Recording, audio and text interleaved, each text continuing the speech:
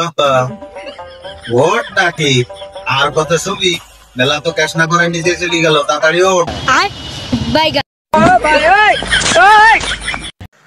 ওরে তো ওঠ তোর খালা আইছে তাড়াতাড়ি ওঠ